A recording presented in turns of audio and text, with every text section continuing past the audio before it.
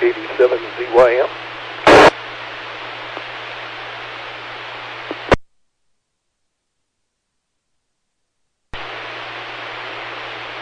Good evening. This is the Western Washington Amateur Television Society net on the 08 machine. I'm Dave, KD7ZYM. The Western Washington Amateur Television Society is a group of amateur radio enthusiasts that take to the airwaves with fast scan television. We have a repeater located up on Cougar Mountain. We transmit on 70 centimeters with the crossband repeater and spits out images at 1.2 gigahertz. Before we get underway, we'll pause for a few seconds in case anybody needs to make a contact or has emergency traffic they wish to pass on.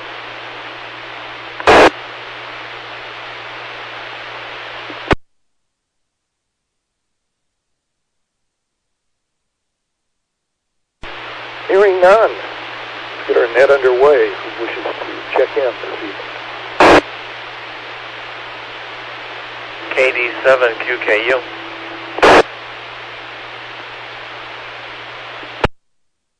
N7QO.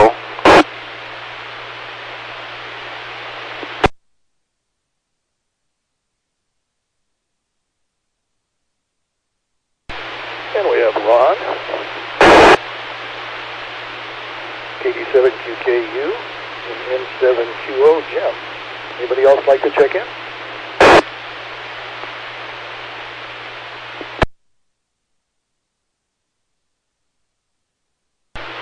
Sounds like it is the V3. So let's go up to Ron, KD7QKU. Okay, good evening, Dave and Jim. KD7ZYM, and this is KD7QKU. Well, it turned out to be a pretty nice day.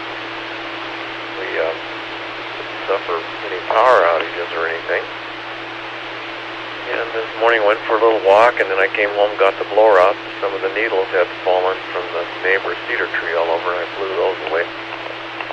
And then my son Ron is cleaning out his house and his garage over in Des Moines. They're going to put it up for sale. He's living full-time at his cabin over in the town of Plain. So he had gotten, over the years, quite a bit of stuff from me. But he doesn't have a garage over there. He doesn't really have any place to keep it. So I was wondering if I'd like to have it back. So I went over and brought a few things home this afternoon. I wasn't going to, but Joanne encouraged me. It's not raining, and he's there, and they're talking about it. So rather than watch a football game, I went over and hauled a bunch of it back. So then I had to load it and find places to put it. So that's what I did. Back to net, KD7QKU.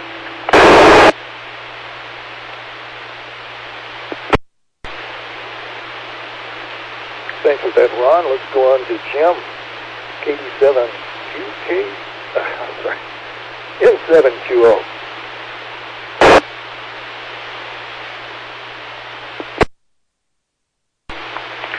Thank you, Dave. N7QO. Well, it was a pretty nice day here as well. Not a whole lot of wind. Right now I'm showing 46 degrees. We did have some airplanes flying around here today. I wonder what's going on at Cougar, because my pictures are kind of in and out pretty badly right now. Ron, I was curious if you heard from Lee today. I understand that a whole bunch of folks in Port Angeles were without power. In fact, I have a friend who's right now in the hospital at Port Angeles. She lives in Sequim, and she was in the hospital for a few days now. She had an appendicitis. So she said when we spoke with her last night at about this time, she said the hospital was without power. They were on generator power, so not everything there was working. And I saw something on the news today that they had 50 knots of wind in Port Angeles. And up on the ridge, southeast of the, or probably southwest of the city, they had 70-knot winds, so it probably blew down some wires. Reset.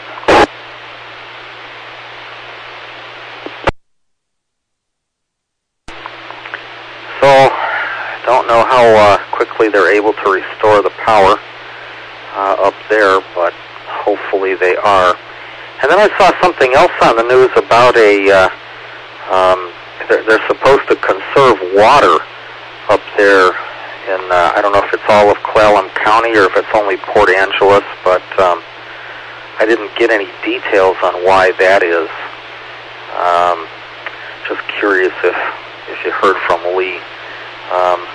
If they're in the dark there's not a whole lot they could do, unfortunately. Probably can't even see us on the computer. But otherwise, we seem to be in a lull right now. Not looking forward to tomorrow's weather event, but c'est la vie. Back to you, Dave, N7QO.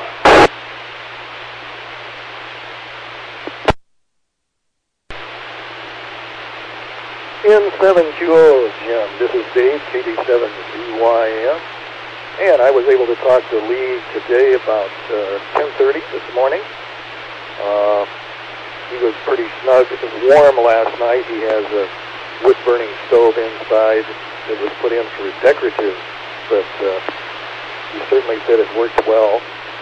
And he's got a big greenhouse attached to the house, and that was nice, toasty warm. It was about 70 degrees this morning when the sun was shining, so he fared pretty well. Battery operated on lights last night, and power had restored itself this morning. No physical damage around his house. No trees came down. However, a house about 3 houses away did have a limb come down on the roof on that house, so he was spared that way. And the water situation is based on a high voltage line that comes in from the mountains, and it was severed in the storm, so they had to repair that, and they were working on emergency power, and the power is for the pump for the water supply, and so they're just on begging for a reduced water flow in your home, so they can get that main power line back and restored, which could take 3 or 4 days or more. That's about all I got for him, and he's now celebrating a musical event tonight in Port Angeles, and wanted to say hello to everybody on the net tonight. And here in Lake City tonight,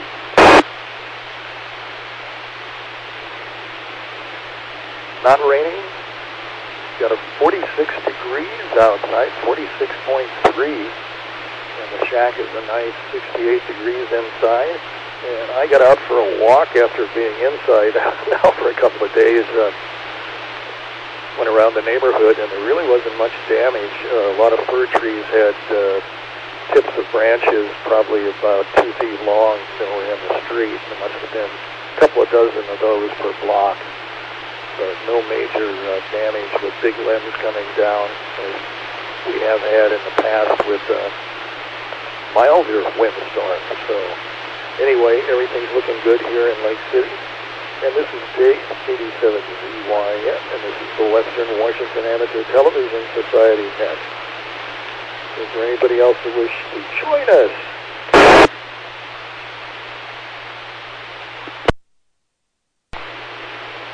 Hearing none, let's go to Ron, KD7QKU.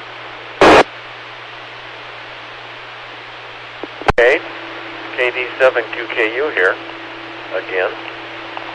Well, I just sent Lee a text about 15 minutes ago, and I didn't get a response, so maybe they're at a program tonight, which is good.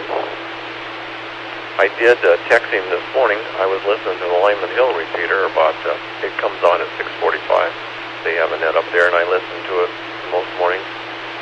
And they started talking about the power being out in Port Angeles and stuff, and so I text Lee, and he responded right away and said that they had been without power at that time for 12 hours, but they had heat from the, like Dave says, the wood stove and everything. He said they were doing fine. And then he said they got the power, and then a few minutes later he texts back and said they lost the power again. So I don't know if they have it or don't have it. According to Dave here just now, I think they do have power. So anyway, maybe most of Port Angeles is back up. But they did. They lost a big transmission line someplace. And I heard them on the news tonight saying that they in the beginning, they had trouble fueling up the trucks that were going to go out and repair the transmission lines, and cut the trees off the roads and stuff. They were having trouble fueling up the vehicles, but apparently they overcame that. So yeah, no, I went for a walk around here, and we didn't suffer hardly any damage at all. As a matter of fact, we didn't have high winds like everyone else did this time. We were in the lee of the hill, I guess you would say, and the wind kind of missed us, so I'm glad for that. We had some gusts, I suppose, 25, 30 miles an hour, but we didn't have anything big, and it wasn't a lot. So it doesn't take much to blow the needles out of these cedar trees behind me all over the back of my house and all over the yard and into the driveway sometimes. So that's a normal occurrence with just an average wind. So that's about all we had here. So Jim, you didn't say anything about damage, so I hope you didn't have any. So back to net, KD7QKU.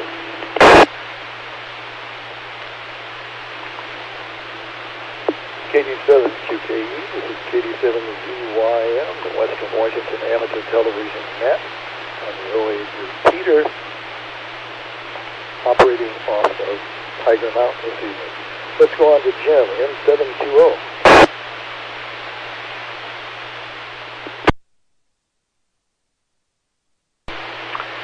N7QO. No damage around here that I could see. There were some branches down in the street, but nothing worth mentioning that I could see anyway.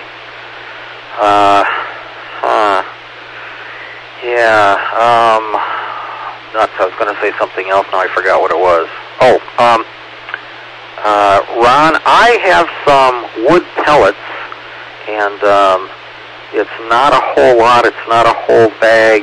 I'm sure it probably won't fill a whole 5-gallon bucket, but you're welcome to have those if you want. Let me know when your turn comes up. I had a pellet stove, but it broke. Specifically the exhaust system uses concentric pipes for the air intake and the exhaust, and there's a squirrel cage fan that was in there for induction purposes, but they put it in the exhaust line, and what happened is it got all messed up with creosote, and there was no way to easily repair it. So what I just did is remove the pellet stove, and we replaced it with a temporary electric stove, similar to what you were thinking about doing, Ron. Reset.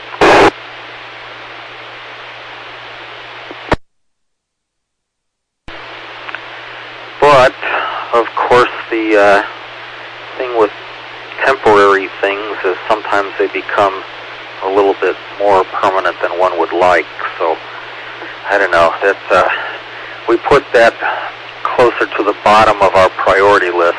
But anyway, we have a few pellets if you'd like them. You're certainly welcome to have them. I'll find a way to get them to you sometime this coming week. Well, Dave, thank you for the information about Port Angeles, and thank you both for information about Lee over there. It's good to know that at least he's got heat. I hope he could at least make coffee if the power does wind up being out. Wonder how a coffee pot on the barbecue grill would work out. Hadn't thought of that, but I should try that someday. Okay. I'm rambling now. Back to you, Dave, N7QO.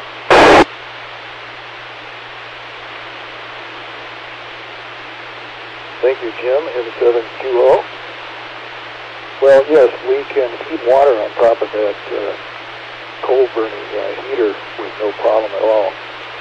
And I imagine you could probably even set a frying pan on top of it if you had a cast iron frying pan, and probably even scramble some eggs and do some sausage and bacon, I'm sure. And let's see, a report back. Ron had a good P4 color picture. Jim had about a P2.5, and he had about a P2 coming back on 1.2 gigs. And my picture comes back at about a P3 at 1.2, but what's receiving up at Cougar looks like about a P4 picture that's on the internet this evening. And I was kind of surprised this evening. I was going through the new ARRL magazine, and they were talking about satellite communications. And it didn't surprise me that we transmit on 434, but satellite communications are done on 435. So that's where we may be getting some interference on our transmission. Who knows? It's pretty close. Yeah, that's about all I got to report, so let's go up back to Ron. 87 QKU.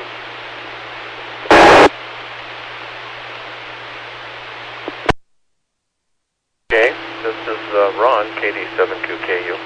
Well, Jim, I thank you very much for your nice, or your offer to give me the pellets, but I guess it was Thursday, we taken the pellet stove out, we removed it from the house, put it out on the patio, and I covered it up with barbecue cover.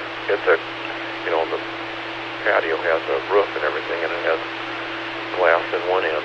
It's open on the other two sides, so it's sheltered in there. But anyway, I covered it up. I don't know what we're going to do with it.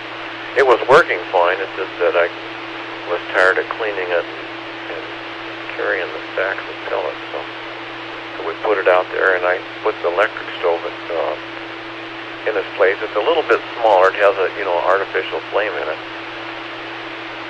so it looks okay. It doesn't nearly put out as much heat as the other one put out. So anyway, but we do have a furnace we can use, so we can use the furnace. And I'm having flickering on. But thanks. I guess I'm switching subjects here real quick. But thanks again, Jim, for the offer, but I would have to say we don't need them anymore, but thanks anyway. And anyway, my picture just flickered. It went real pale, and you were doing the same thing there. It's real pale again. I don't know if that's interference or somebody or what it is, but you were doing the same thing. Your picture here at my house wasn't as good as it was last time. Last time your picture was pretty darn good. It's better than I've seen it for a while. But it's I can see it at night, but not as good as it was. So I don't know what's going on. I imagine they had a lot of wind up on top of the mountains, yeah. So, what else can I talk about? I don't know. Oh, I got another thermometer with an outdoor sensor, so I put the outdoor sensor in the motorhome. I like to keep a little electric heater in the motorhome to keep it the dampness out, and I don't want anything in there to freeze. That's the thing. So I want it to be around 50 degrees. I'm looking at it now, and it's at 59. It was at 57 last night, and then it got down to 55. So I guess I'm going to have to go out and turn the electric heater down just a little bit. But I'd like to keep it around 50, 48, 50 would be fine. Don't need any more than that. All right, well, I know what you mean, Jim, when you say temporary things turn into maybe permanent, so I don't know. We're going to have to see how this electric heater works. I'm not too sure. All right, back to that, KD7QKU. 87 QKU, and this is the Western Washington Amateur Television Society Net. I'm Dave, KD7ZYM. Anybody else like to join us on the 08 repeater this evening?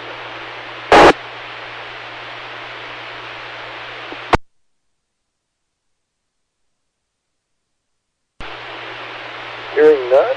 N7QO, Jim.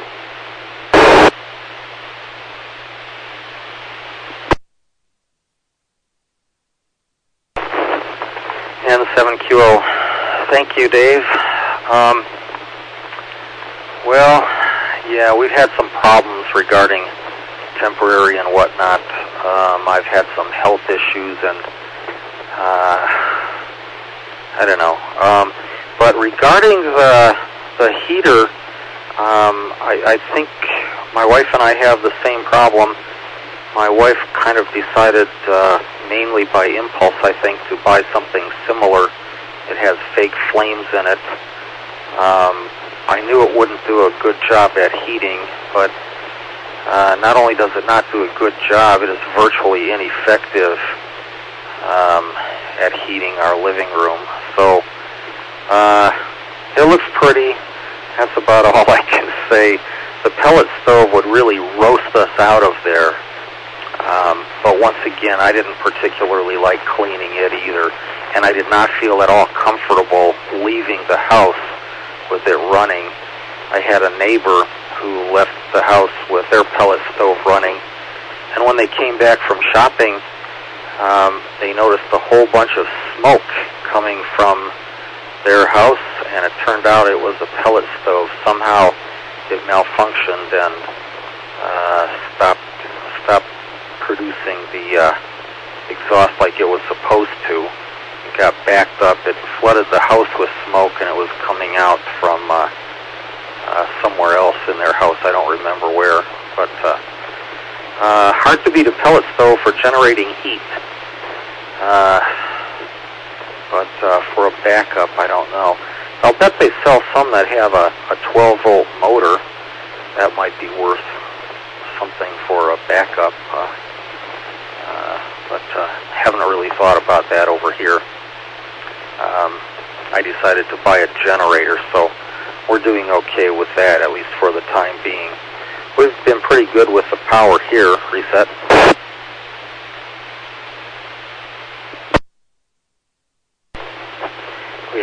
We have not had a significant power failure in a fair amount of time over here. Although I'll bet if we hadn't got the generator, we probably would. So that's funny. Seems to work that way.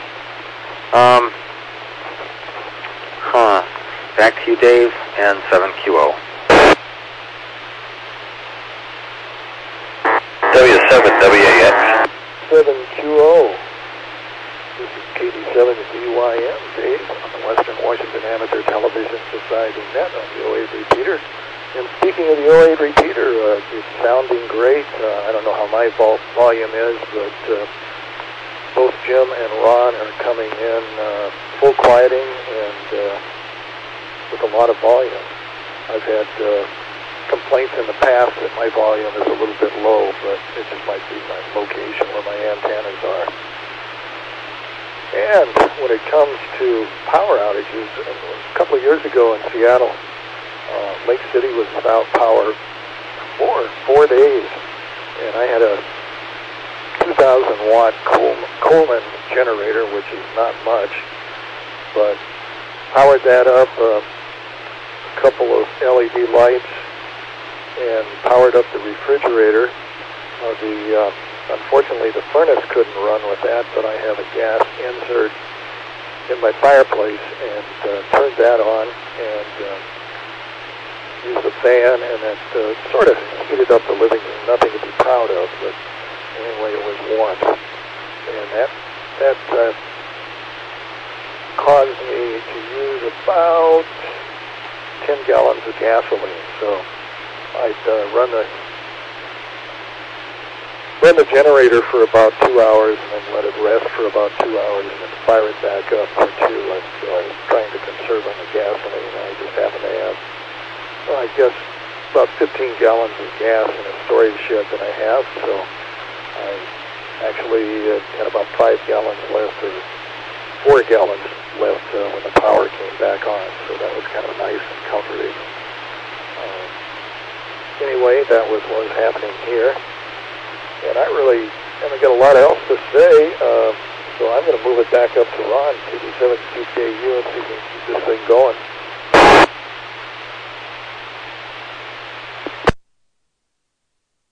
I think there was someone else maybe trying to check in, Dave. I think you doubled with somebody. Is there another person that would like to check in?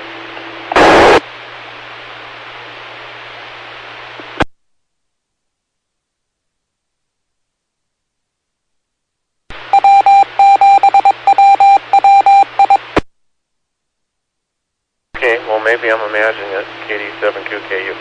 If you give me just a second, I've taken a picture of my stove, Jim, and maybe you can see it. Or my electric stove thing. Hang on a second.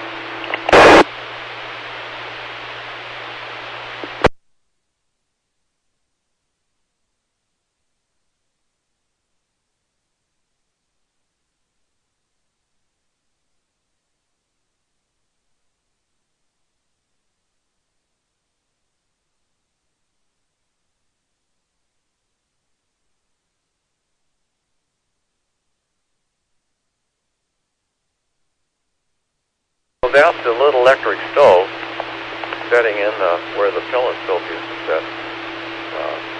That used to be a fireplace, but many, many years ago, I got a hold of a bricklayer and we tore it out, and he laid up the brick in there, and I put a plate in the top with a, I don't know, 6-inch round piece of pipe in it so we could put a stovepipe in it. And I had a wood stove in there for years, and then I had the pellet stove in there. So we have had some kind of heat in the house other than the furnace since 1974, I would say. So it's, man, I'm telling you, the wood stove was the best. It would just run us out. The wood stove was unbelievable. But I burned, 6 pickup loads of wood a winter too. I hauled lots of wood. I had a carport roof out back of the house there in the corner of the yard, and I would fill it full of wood every summer. I had a little 1.5-ton truck that had a dump bed on a stake rack, and I would go to Eastern Washington to visit friends, and we'd cut wood together, and I would fill it full. And then I had a friend that had a bunch of acreage up north, not too far away, up towards Woodinville, and so he and I cut wood on his property every year too. Then he sold it and retired, and so then that free wood went away. My friends sold their cabin. I didn't live in Eastern Washington, so that free wood kind of went away. I didn't have any reason to go there, so switched to pellets. But anyway, but yeah, no, I almost had the same experience, Jim. I thought my house was going to burn down once. I woke up. I left mine on 24/7. I woke up one time in the middle of the night. The house was full of smoke, went running out there, and the thing had plugged up. The vent, the chimney had plugged up, and the fire was almost up in the hopper, and I threw the patio door open and grabbed my welding gloves and dumped the hopper and into the ash bin and ran out the back door with everything on fire, and didn't catch the carpet on fire or anything. But then I read the maintenance book, and it said every ton of pellets that you were supposed to clean it. Well, I hadn't done that. I had probably run 3 or 4 tons through it, because we burned about 3 tons a winter. And so I followed the instructions, and I disassembled it, vacuumed everything out, and then it was fine. So that's the part that I guess I was tired of doing. So yeah, so I had to take it apart 3 or 4 times every winter and clean it out. So anyway, I don't do that anymore. And then I had to. Let me drop it again. Telling you the whole story. To begin with, I hauled the pellets, I'd have them put them in my truck, and then I would haul them. And then I had my kids haul them a couple of times, and then I started having them delivered, and then we still had to carry them from either the driveway or the side yard or someplace around back and restack them. I could put two pallets on my patio under cover, and I would put one outside, but it was a lot of work for old guys, so finally just decided to give it up. So we're living with the electric right now. So anyway, back to net, KD7QKU.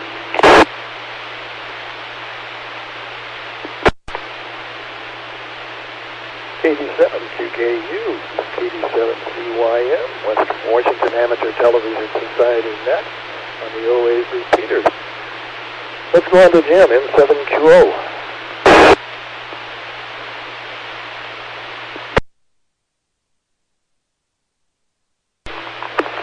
N7QO. Yeah, I thought I heard someone else in there too, Ron, but did not hear anyone right now, so I don't know. Maybe they got bored listening to us. Well, yeah, that electric stove which you have now looks very much like what I have, except mine is built into a wooden cabinet. It's not a really pretty cabinet, but the fake flames look kind of pretty, just like what you've got. Looks almost identical, really. It's probably all the same thing. They probably all come out of the same factory in China, but what the hey? It looks okay anyway. I always used to get, seems to me, like 50-pound bags of pellets or something like that.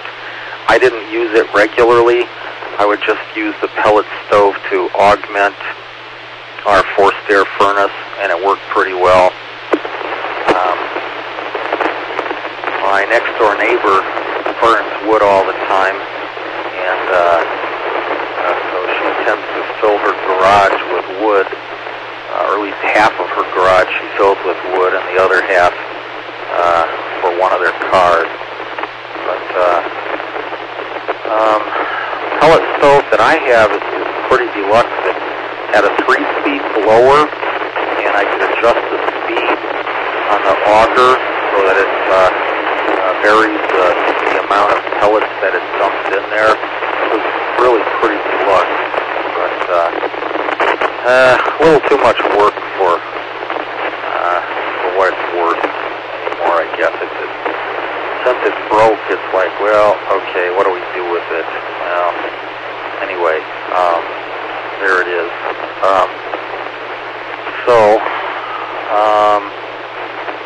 I will bet, Dave, you probably have something that can be used on emergency power or whatever, reset.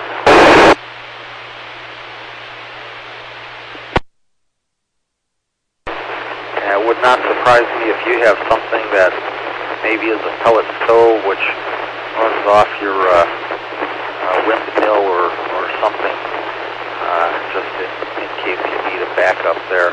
Have to check and see what your status is there. But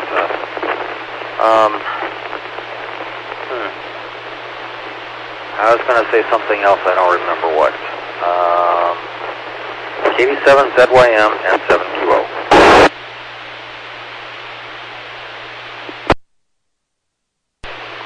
N7QO, KD7ZYM, Dave here. Yes, I do have, like I said, I've got natural gas insert for a fireplace, and I've used that a couple of times when the power's out. And generally in Seattle, if power's out and you happen to be home, it seems like the waiting list is under 3 hours. So that's it. Also, I've got, as a backup, a kerosene heater and 25 gallons of kerosene. And you get those up where you get the blue flame, and still crack a door a little bit and a window in the living room. I've never had to use it. I tested it several times, and it seems to work every time I fired it up. So that's my major warning. All goes away when it comes to heat. So that's what I've got. Let's see. Let's go back up to Ron, KD7QKU.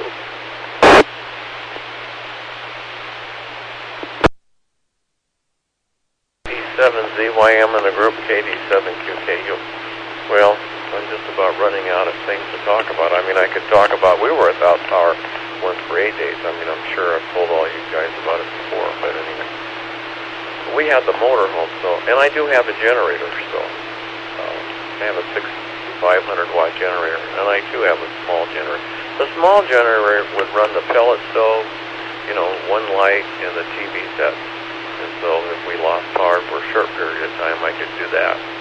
If we lost power for a long time, well, then I'd fire up the bigger generator and backfeed it into the house, and it would run the furnace and run most things.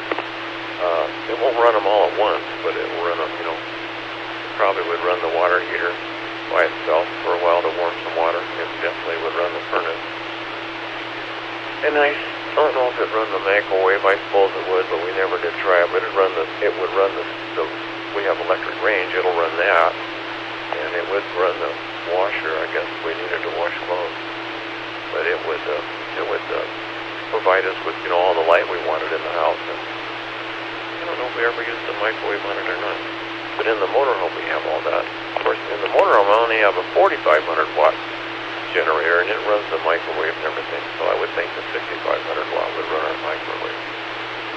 But let's see. It was kind of funny. Let me let it drop here. His son Mike, he's out at his property, and they're building a house, and he's been out there quite a while. He didn't have any laundry facility, so he got a washer and dryer, and I don't know if they were used or someone gave to him, but anyway, he had a washer and dryer sitting out there in his garage. He has this big shop, and so he was going to hook it up. So he has a sink, and he has hot water, and so the wash machine would be fine, but he didn't want to do a load of clothes until he had the dryer running.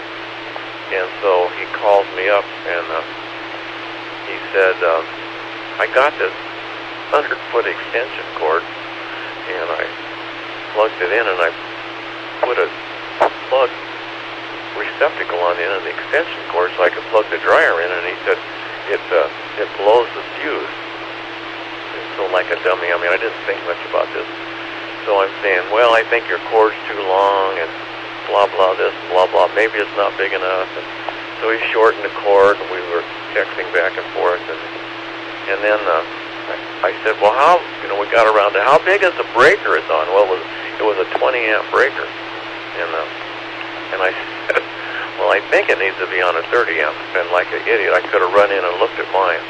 So probably after we texted 2 or 3 more times, I ran in and opened my box. And, of course, my clothes dryer was on a 30-amp breaker, and so by then he had swapped out, and he had it on a 30-amp breaker, and it was running just fine. And he had it hooked up really close to his box, and he has some outlets in his garage that he can use. He has 220 for welder and stuff, but I don't know exactly how he had it plugged in. But anyway, when he put it on a 30-amp breaker, it was no problem. So then he washed and dried his clothes, so he was all set. But it was kind of funny. I think I told Dave, like an idiot, I should have realized right off the bat that he needed 20 amps. We were shortening the cord and changing cords. It was funny. Anyway, it's funny how sometimes you can't see the trees for the forest or whatever it is. All right, back to net, KD7QKU.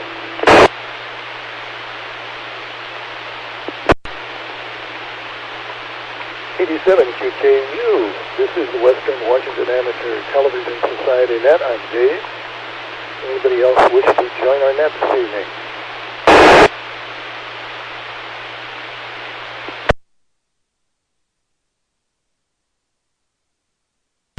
Hearing none, let's go to N7QO. Jim.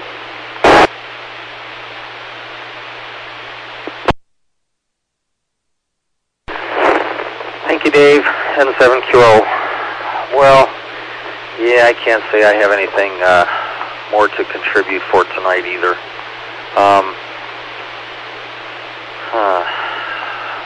Let's see, do I have a washer-dryer story?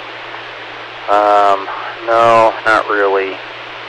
I'm just thinking my sister-in-law had a hose break on her washing machine, and it was just flying all over the place, spewing water as it went. Made a big mess, and it damaged their wood floor.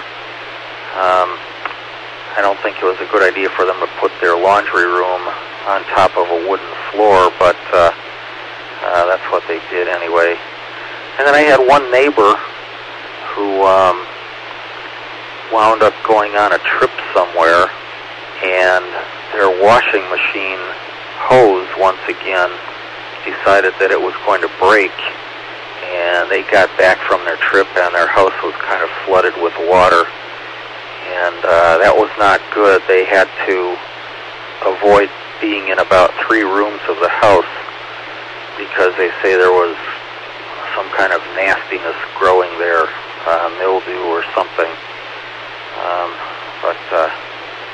Yeah, it's interesting. Sometimes you don't think about all these little things. There are definitely gotchas out there, but you get it eventually. You used to get it faster when you were younger, but we just don't think of some things anymore. Yeah, Dave, glad to hear that you've got some backup systems there. Let me reset.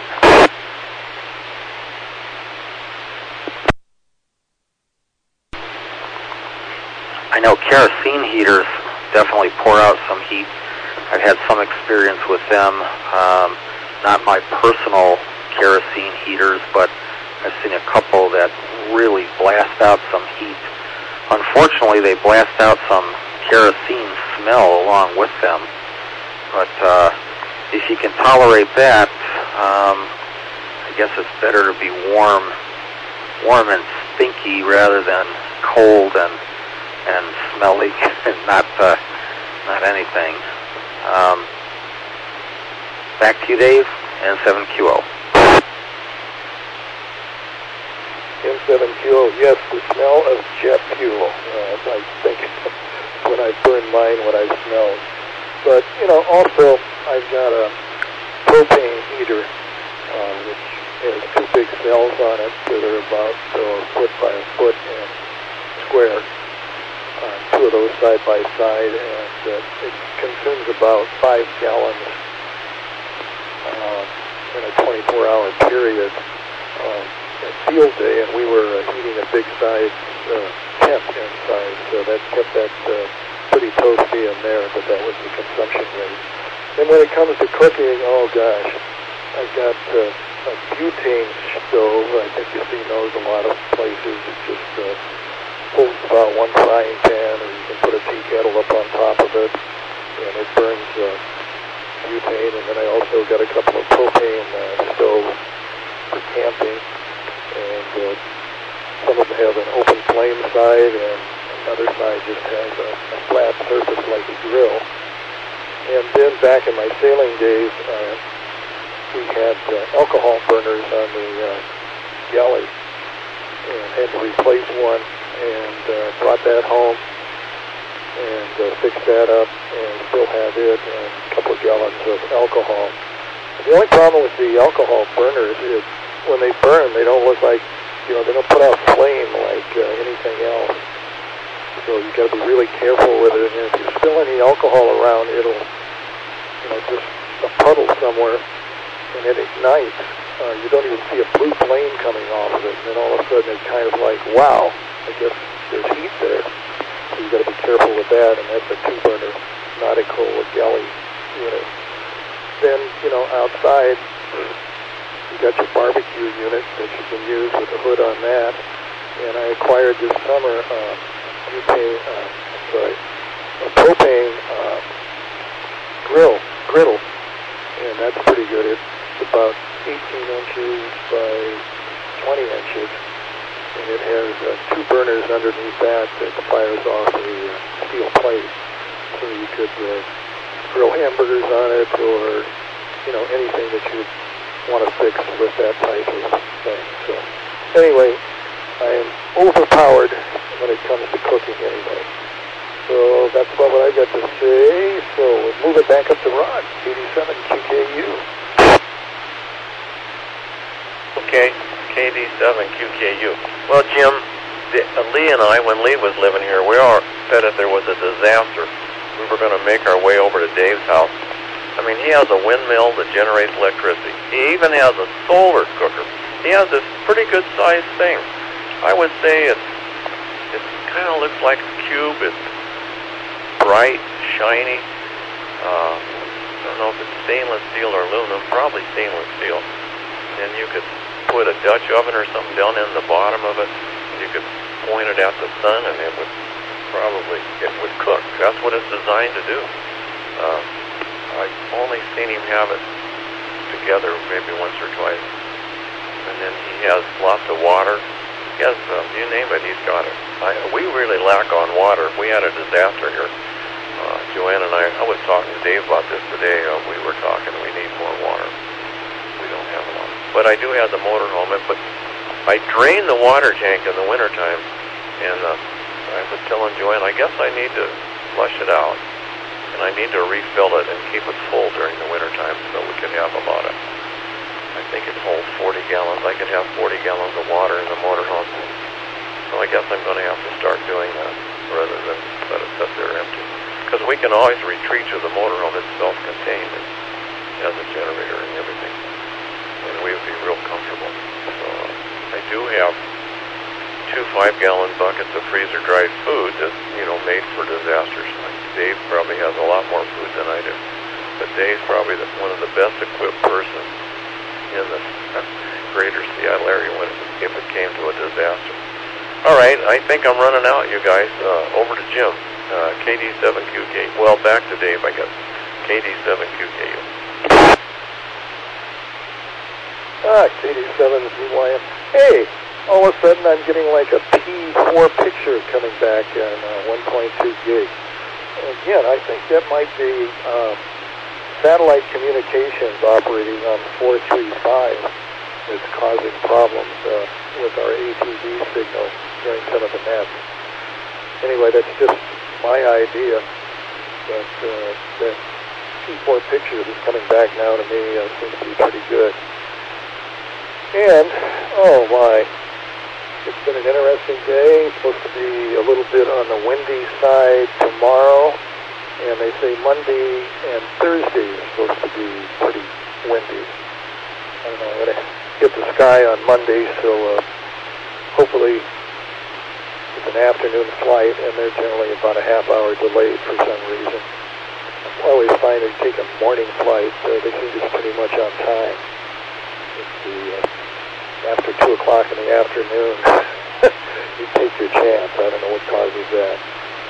So this is Dave, KD7ZYM, and is there anything from anybody before we button up the net?